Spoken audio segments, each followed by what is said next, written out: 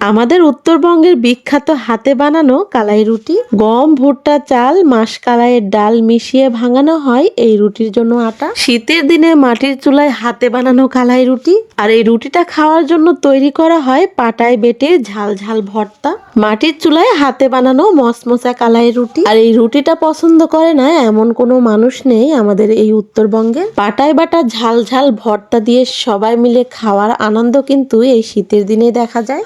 আসসালামু আলাইকুম প্রিয় ভাই ও বোনেরা, সকলেই কেমন আছেন? আমি এই তো দেখুন সকালবেলা কত কিছু নিয়ে বসে পড়েছি। আমাদের উত্তরবঙ্গের বিখ্যাত কালাই রুটি বানানোর জন্য এই তো নিয়ে নিছি মাসকলাইয়ের ডাল। শুধু মাসকলাইয়ের ডাল না, তার সঙ্গে নিছি চাল, আতপ চাল এগুলো, আর হচ্ছে গম, ভুট্টা সবকিছু একসঙ্গে মিলিয়ে নেব। এই সব রকমই সবকিছুই আমি 2 কেজি করে নিচ্ছি।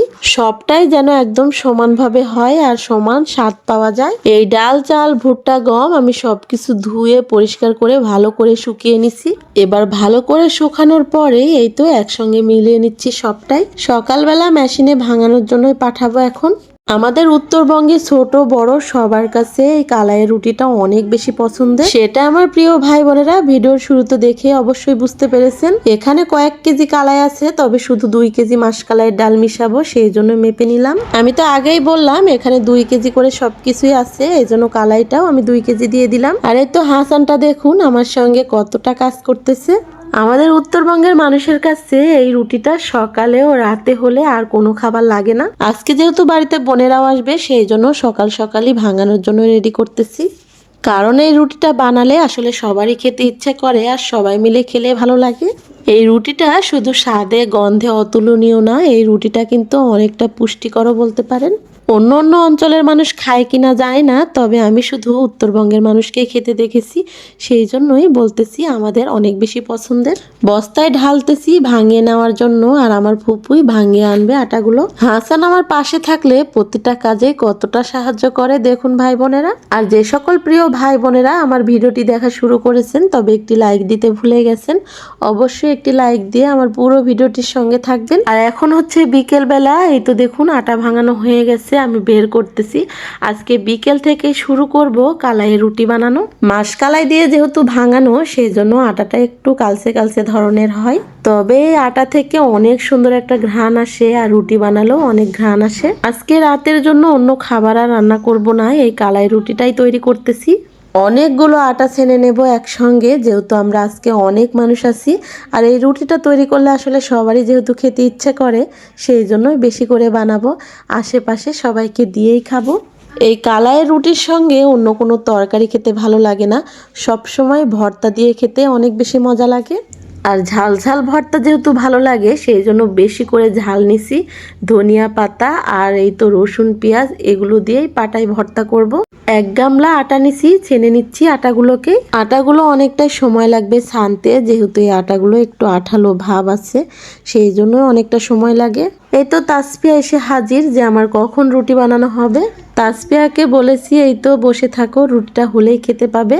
আর ওই তো ওদিকে দেখুন হাসান ইয়াসিন আমাকে ঘুটা এনে দিচ্ছে। কোনো কিছু একজনের থেকে নিলে আরেকজনের থেকেও নিতে হবে, একজন যা করবে আরেকজনকেও তাই করতে হবে।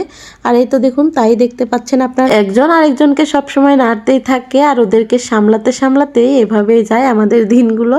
অনেকগুলো আটা ছানতে অনেকটা সময় লাগতেছিল, এদিকে তো বসে থাকতে থাকতে ওরা শেষ, পরে খেলতে চলে গেছে।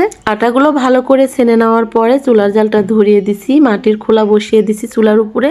মাটির খোলাটা ওদিকে চুলার উপরে গরম হবে, আর এই তো এদিকে আমি রুটিটা তৈরি করে নেব। অনেকে হাত দিয়ে অনেক সুন্দর করে এই রুটিটা তৈরি করতে পারে, তবে আমি সেভাবে পারি না।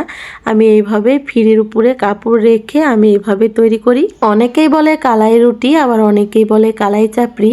আর এই তো দেখুন কিভাবে তৈরি করতেছি। রুটি বানানো ফিরের উপরে যে কাপড়টা, ওইটা কিন্তু আমি ভিজিয়ে নিছি, যাতে সহজেই রুটিটা বানানোর পরে উঠানো যায়। আর হাতটাও একটু পর পর পানিতে চুবিয়ে তারপরে রুটিটা তৈরি করতেছি, যেন হাতের সঙ্গেও না লেগে যায়। এই তো একটা রুটি বানিয়ে ফেললাম, এখন খোলার উপরে দিয়ে দিচ্ছি, খোলাটাও গরম হয়ে গেছে। আমার শাশুড়ি কিন্তু এই রুটিটা হাতে অনেক সুন্দর করে বানাতে পারতো, আর আমার যখন বিয়ে হয় তখন আমার শাশুড়ি বানাতো, আর সেইটা আমরা অনেক মজা করে খেতাম। তবে আমার শাশুড়ি যেহেতু আমার বিয়ের পরে বেশি দিন বেঁচে ছিল না আর সুস্থও ছিল না, সেই জন্য এই রুটিটা আসলে বেশি দিন বানিয়ে খাওয়াতে পারেনি, আর শাশুড়ির থেকে আসলে রুটিটা বানানো শিখতে পারেনি সেভাবে। আমার মাও হাত দিয়ে ভালো করে বানাতে পারে না, এইভাবেই বানায়, আর আমিও এই তো ফিরাতেই বানাই। তবে এভাবেও বানালে খেতে কিন্তু অনেক বেশি ভালো লাগে, একদম মসমসা হয় খেতে। আর এই তো আটা দেখলেই হাসানের খালি ইচ্ছে করে নিতে আর ওই আটাগুলো দিয়ে খেলা করে। আমি রুটিগুলো তৈরি করতেছি, আর আমার আশেপাশে ছেলেরা, মায়েরা, বোনেরা সবাই আছে। এই রুটিগুলো তৈরি করতে অনেকটা সময় লাগে, আস্তে জালে মসমসা করে ভাজতে হয়।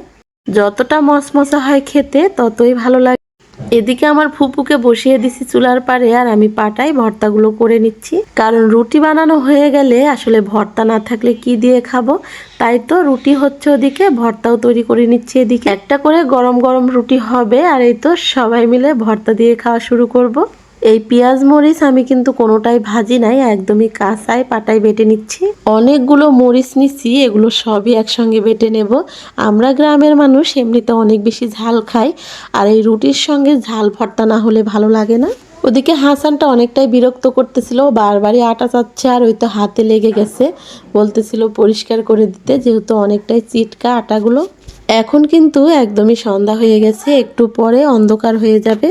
ভর্তাগুলো বাটতেও অনেকটা কষ্ট লাগলো, অনেকগুলো মরিচ পেঁয়াজ এই তো বেটে নিলাম।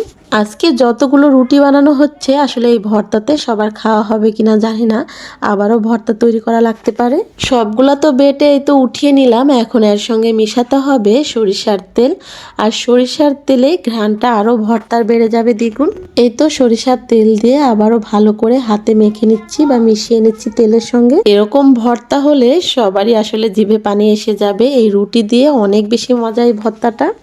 আমার পাটায় বাটা দেখে ও বাটতে শুরু করেছে, তবে ওই পাটায় ঝাল ছিল, ওকে হাত ধুয়ে ভালো করে ওই তো সবার সঙ্গে সব পেরে বারান্দায় বসিয়ে দিছি। এখন এই তো চুলা থেকে একদম মসমসা গরম গরম রুটি উঠিয়ে নিচ্ছি, সবাইকে দিব আর খাবো। চুলা থেকে একটা করে রুটি গরম গরম বানানো হচ্ছে, তার সঙ্গে সঙ্গে ফুরিয়ে যাচ্ছে। আশেপাশে থেকে চাচিরা, বড় মারা যারা যারা এই তো আমাদের এখানে আসতেছে সবাইকে খেতে দিচ্ছি। আমার এই রান্নাঘরটা যেহেতু বাহিরে, সবাই আমার রান্না বান্না দেখতে আসে, আর যখন সবাই মিলে অনেক আনন্দ করি আসলে সবাই দেখতে আসে। বাড়ির বড় মা, চাচি, এই তো ভাবিদের সবাইকে কিন্তু দিয়েই খাচ্ছি। সবাইকে তো আমি সেভাবে ক্যামেরায় দেখাই না, সেই জন্যই আমার প্রিয় ভাই বোনেরা সবাই সবকিছু দেখতে পায় না। ওদিকে হাসান আর ইয়াসিন দুইজনে একটা করে পুরোটাই নিবে, আর এই তো আমরা সবাই মিলে ভেঙে ভেঙে খাচ্ছি। আমি ঝাল দিয়ে খাচ্ছি, ওরাও ঝাল দিয়ে খাবে, কারণ ঝাল দিয়ে অনেক বেশি মজা লাগতেছে। আর ইয়াসিন ভিডিও করা দেখে এরকম করতেছিল, আর এই তো দেখুন ও আমার হাসানটাও বলতেছে ঝাল নিবে, ওর ঝাল লাগবে বলে আমি একটু ভরিয়ে দিচ্ছি, ও বলতেছে না আম্মু আমাকে আরো দাও। আমরা গ্রামের মানুষ বাড়িতে একটা কিছু তৈরি করলে আসলে নিজে খাই না, সবাইকে দিয়েই খাই, আর সবাইকে দিয়ে একটু একটু খেলেও কিন্তু সে খাওয়ার মধ্যে অনেক বেশি আনন্দ আছে। আমার শখের বাড়িতে রাতের বেলাতে এই তো কালাইয়ের রুটির অনুষ্ঠান চলতেছে বলতে পারেন। নতুন বছরে নতুন করে অনেক বেশি আনন্দ হচ্ছিল আমার শখের বাড়িতে কালাই রুটি খাওয়ার। আর আমার ফুপুও কিন্তু সবাইকে বানিয়ে খাওয়াতে অনেক বেশি পছন্দ করে।